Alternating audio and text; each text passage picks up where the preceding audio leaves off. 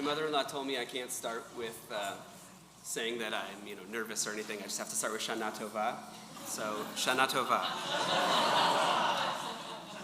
Okay, well, we're done. Okay.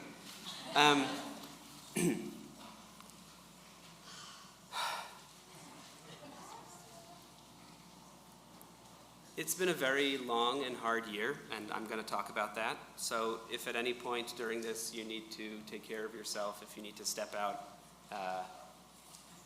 I'll only be a little offended.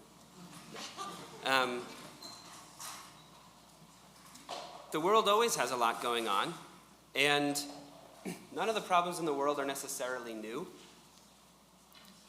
And for most of my life, I think I've been able to handle it pretty well. And honestly, I think that became a lot more difficult when I became a parent. And this past year, Liva was born in August, and so it's really, from Rosh Hashanah to Rosh Hashanah, reflecting on my time as a parent. And I feel really tired. Not just as a parent, but there's so much going on in the world that disturbs me that it sometimes makes my head spin. And I feel sometimes numbness. When I listen to the radio as I drive my amazing, inquisitive, exuberant 1-year-old daughter to daycare, I just passively absorb tales of people disappearing from homes and schools and places of worship and shipped away so abruptly that the law doesn't have time to catch up. Stories of giant fires and floods that in a single stroke wipe out tracts of land that in any other generation would have spanned the entire area of the world that a person could reasonably expect to see in their lifetime. I hear about the victories of a small group of absurdly wealthy people ensuring that they will acquire more wealth than a human could feasibly use in 1,000 lifetimes. And the mind-bending things that they have to invent in order to spend such a ridiculous hoard. While the next story is of some other group who has nothing, losing what nothing they had, and finding the time not only to keep going with a sense of dignity, but also to sit for a radio interview. Then I hear about new laws being passed that even with my meager understanding of the world, I feel certain will only cause these mountains we must climb to somehow grow taller. When I drive my daughter to school and I hear all this, I feel my cheeks redden and I mumble to myself, "Those jerks," or "That's a terrible idea." And I know that my mute protest will serve only to make my driving that little bit worse. And I try to calm myself because after all, my child is in the car. And right now, she loves the world. Everything she encounters proves worthy of her full attention. All she wants is to learn more and experience everything and imitate me and Julia.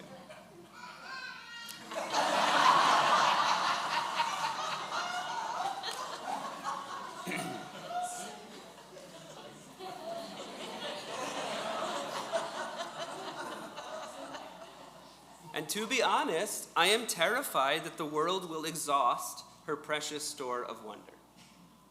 I want her to grow up in such a better world. I want her to have every possible opportunity to express herself and live joyously and free and have every resource that she needs. And I am scared. I am scared that the tides of the world I bring her into are so difficult to swim against that I am condemning her to a lifetime of this same exhaustion. And at this, I feel immense guilt and despair. And I feel so tired. I look back when I'm in the car at my daughter, and I feel powerless to do it any other way. How do I teach her integrity without teaching her to be angry all of the time? How do I teach her what is right and wrong when even the expression, "this is wrong," is worn out on my lips? And yet, this voice in the back of my skull that plants its foot in the ground of my jaw and asserts, "This is wrong, do something," will not quiet. And I don't really want it to. It is, after all, the desire to see a better world, and the instinct to maintain a hold on something true in a world upside down. And I don't want to lose those things, and those aren't what are exhausting me, but they are relentless, and I very often don't know what to do to make any of this better. My point isn't that you should be bothered by the things that bother me. The point is, I meet more and more people who have less hope for the direction we are heading. And I don't need to tell you that things are bad, and that this nagging sense of powerlessness in the face of all these simultaneous, gigantic crises is both infuriating and depleting. I heard the term polycrisis for the first time this year. It becomes this giant dust storm of simultaneous crises. Most of us feel an intense stirring to do something, and we find we have no energy left to do anything other than the bare minimum to get by.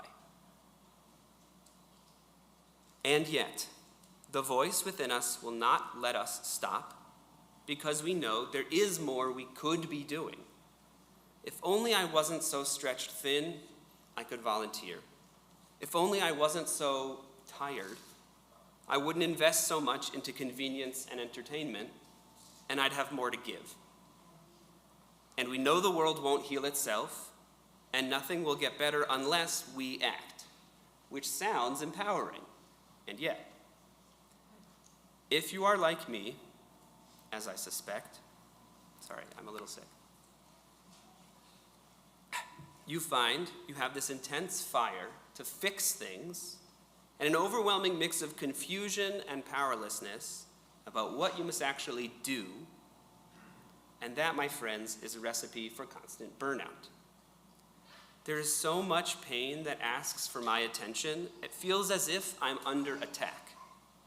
When combined with the reality that who I view as my family in Israel, across the world, and even here in Boulder, are sometimes literally under attack, it's no wonder my soul tries to defend itself.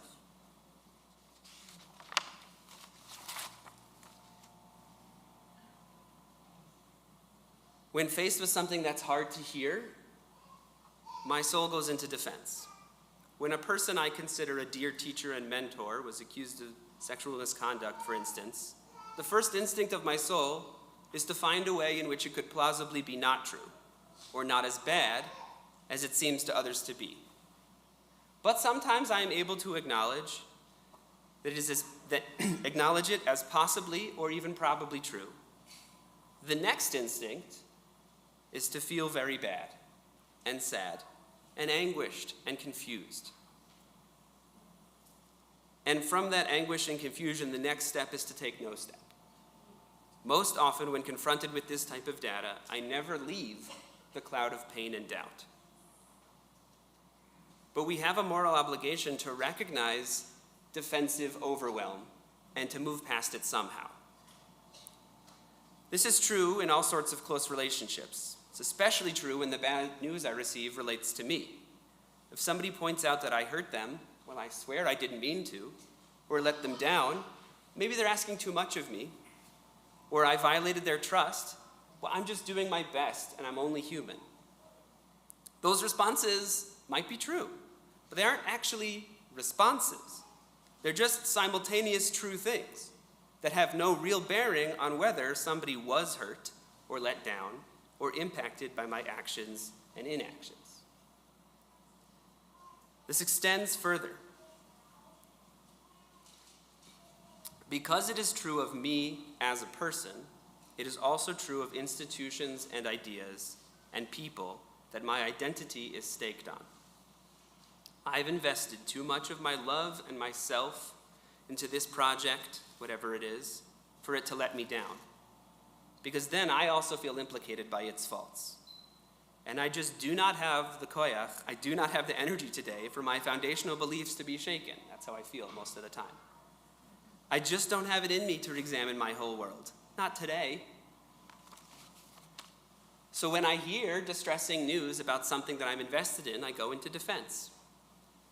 When, say, the next day on the radio, I hear a study from Brown University, I'm going to talk about Israel. We'll move past it, but I am going to talk about it. That calls the war in Gaza the single deadliest conflict for journalists in all known conflicts in the history of the world, and tells me that more total journalists or media personnel have been killed in Gaza than were killed in the Civil War, both world wars, the Korean War, the Vietnam War, the Yugoslav wars, and the war in Afghanistan combined, that is such an overwhelming prospect to confront that, to be very frank, part of my brain just shuts off. And when some other group, in this case the Committee to Protect Journalists, concludes that the Israeli army is deliberately assassinating journalists, what am I supposed to do with that information, even if it were true? And I don't know if I have any way to assess if it is true. Am I just supposed to feel very bad? So another part of my brain turns on. After all, where are these numbers coming from? Do we have a consistent definition of media personnel? What does Israel say? It's all so complicated.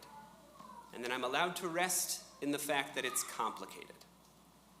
So when, for example, I hear that 500,000 people in Gaza are experiencing catastrophic hunger, my mind and my soul can't handle it. That is so much devastation, and I care so much about Israel and the people who live there. Part of my brain shuts off and another turns on. It asks similar questions. Where are these numbers from? Doesn't the other side have a vested interest in artificially inflating them? I have no reason to trust Hamas. Are they hoarding food? How do I actually know that Israel's responsible for this? What are they supposed to do instead? And what am I supposed to do about it? I certainly don't know how to answer those questions, and I think they're good questions. They're legitimate questions. The situation is so complicated, and there are so many humans suffering. But that cloud of overwhelm and confusion hangs over this piece of new information, 500,000 actively starving to death, that I get so flooded, I don't have the capacity to actually assess whatever evidence I do have to make a calm evaluation of what I think is most likely to be true. I don't even get the chance to formulate an opinion. I just have this dark cloud of pain and numbness and confusion. It's just so complicated, and I stop there. I certainly don't have the strength to ask more questions, to try to find more sources of information, and all the more so to try to seek out interpretations of information that I suspect would be very difficult to read or hear, that might challenge my existing beliefs, which everybody wants to do, but nobody has the energy for.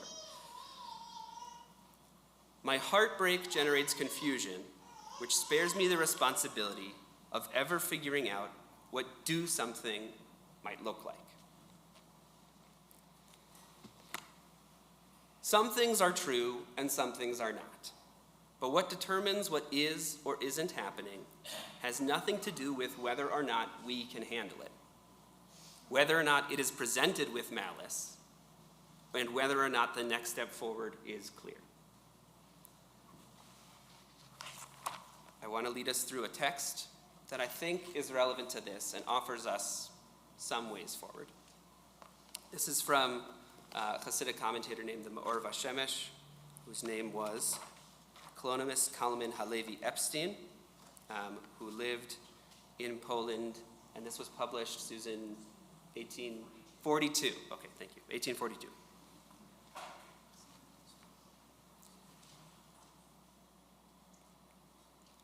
I'm going to read and translate, and then I'll give interpretation. V'nireh, dihine miderech ish ha-Yisraeli, shezochel yira amitit, v'ovedet Hashem yitbarach be'emet hagamur, zehu motzei chesronot tamid etzel atzmo. A person, a Jewish person, who has reached a level of true awareness of God and is trying to serve God in true authenticity, they constantly are finding faults with themselves. Motzei chesronot tamid etzel atzmo. V'katan v'shafal tamid be'enei atzmo. And they fall lower and lower in their own sight. Umotzeh tamid avirot she'asa. And they always find some little thing they did wrong. I'm talking about myself here.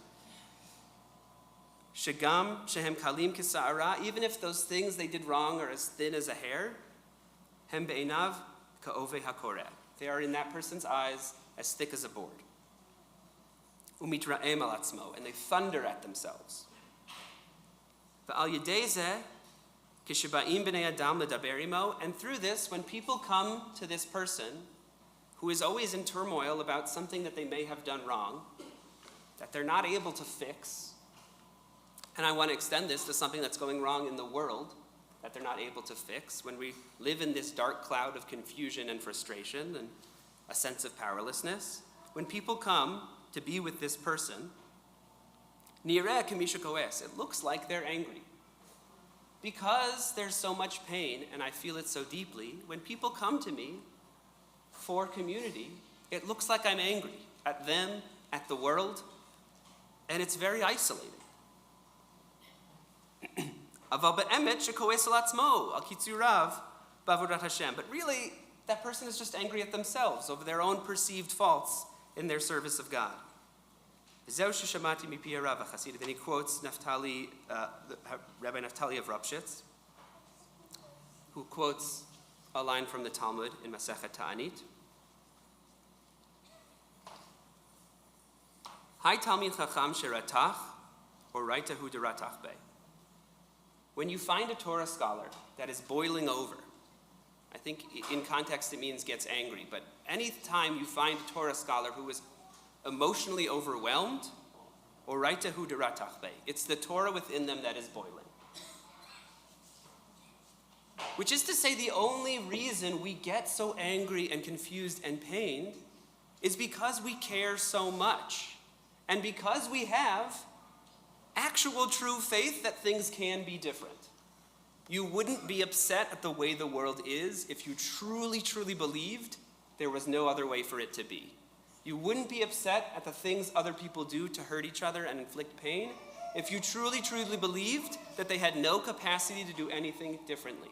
And it's only because you so deeply, all of us, I think, at our core, believe that people are capable of so much more and so much better, and that the world can be so much better. And because we have that vision, that is what is boiling within us when we confront the pain in the world.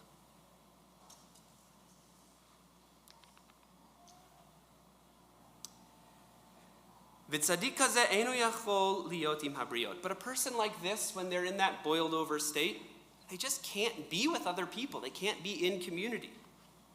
They're trying to serve God in their own little world, which is not, I think the implication here, and not a way that you can serve God. Lefisha koes al atzmo tamid al ezo bitul she'iralo.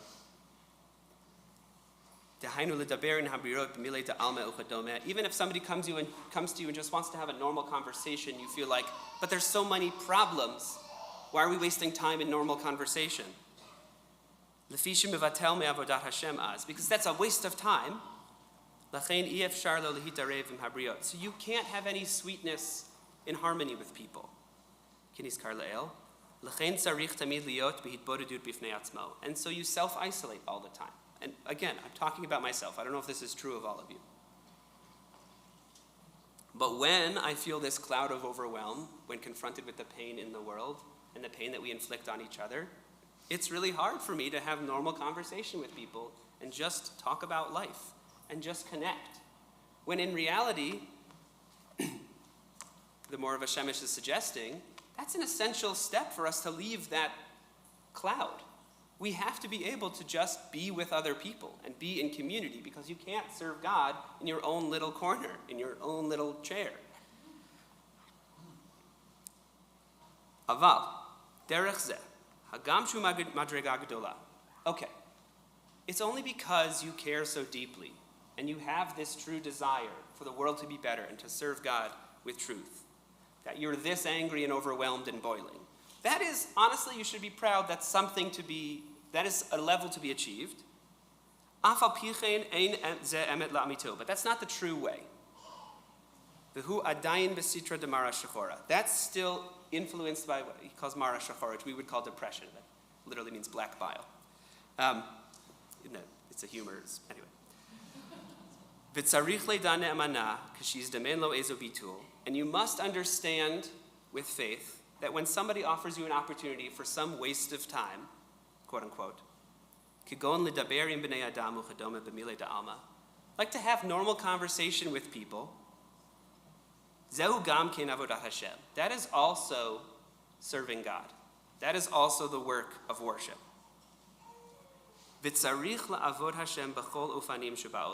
And we must serve God in every possible path that exists in the world. Not in one way all the time. We cannot serve God by being upset all the time. We must sometimes serve God by hanging out with our friends and family and community. And anything else that we do, we can do in a sense to serve God.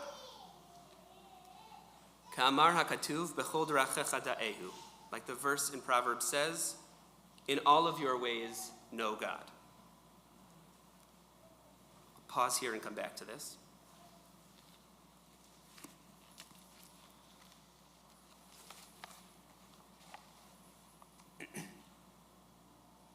There's a story about the Rebbe of Kotsk, Rabbi Menachem Mendel of Kotsk, who was sometimes very sharp with his followers.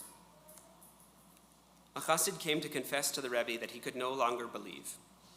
The Rebbe did not throw him out.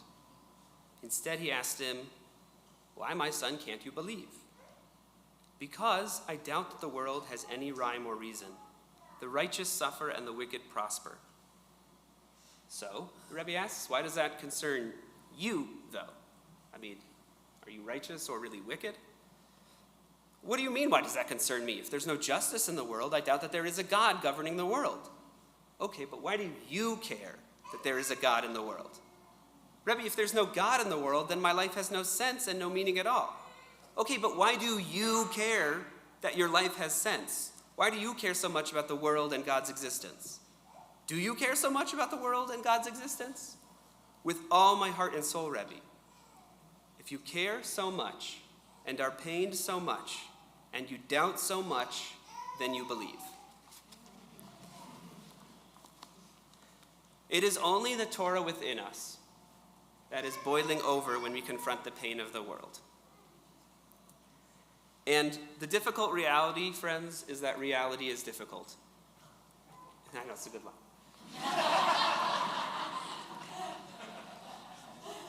I sought a way to communicate to this community, what can you do when faced with the pain of the world that will enable you to just move through that cloud? But there's no way to move through that cloud except to move through that cloud. The only way to go out is through. And that really is the only answer. But there's many ways to go through. And you can go through with other people. You can go through in normal conversation. And you can go through even through your doubt and your pain. That is also a path through the service of God. And as my writing coach John Argamon said, the way to your best work is through any work. If you're able to do anything, when your mind says do something, you'll be able to say, I'm doing something. And it will never feel like it's enough. It will never feel like I'm solving the problem. And guess what? It isn't your job. You will not be able, by you I mean me, will not be able to solve any of these problems. It's certainly not on your own and probably not in our own lifetime. But our job is not to solve those problems. Our job is just to do anything and to keep moving and to turn toward that cloud and try to walk through it together. Shana Tova.